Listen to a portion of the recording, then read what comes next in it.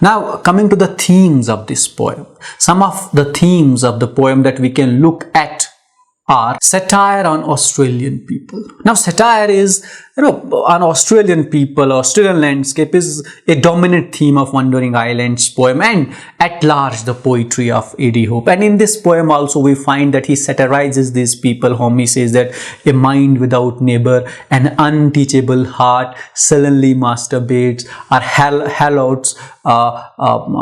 He compares them in to such negative imagery, and he says that they are a people who cannot be helped with. So that is one of the theme of this poem also, that it's a satire on people. But one thing that needs to be kept in mind, that it is a satire on second grade Europeans. It is not satire on native Australians, but it is a satire on those people whom A.D. Hope doesn't consider Australians.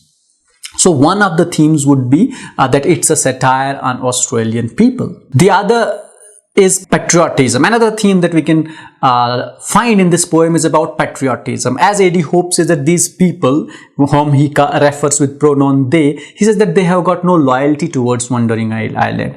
They have got no respect for it. They do not take any pride in it. So they consider it as a refuge. So what we find is that A.D. Hope says that they are not patriotic. These people, these second grade Europeans, maybe other Australians who are inhabiting this land at this point of time, they are not patriotic towards it.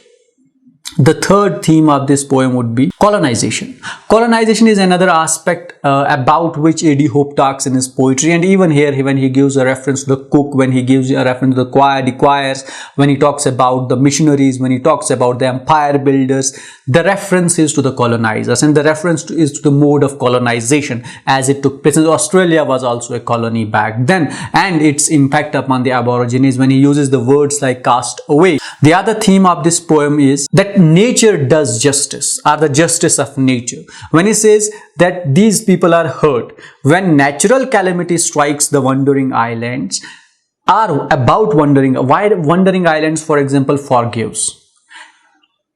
She has got no fear of ultimate forgiveness. So that is justice. So they forgive to the native Australians, they forgive to these people, and when an earthquake strikes, it equally brings grief, brings pain and torture to each and every one. So that could be another thing, that nature does not differentiate between the people, but people do differentiate. For example, these people, they do not consider Australia as their own, but when it comes to the nature, so nature treats both Aborigines as well as the Australians who have inhabited it later with this in the same breath or in the same vein. So that was the poem The Wandering Islands by A.D. Hope. I hope that this lecture was helpful for you and you were able to understand the poem Wandering Islands. To watch more interesting lectures and more interesting such topics, keep watching Your Academy, and don't forget to like, share, subscribe and comment on Your Academy. Thank you for watching, and keep watching Your Academy.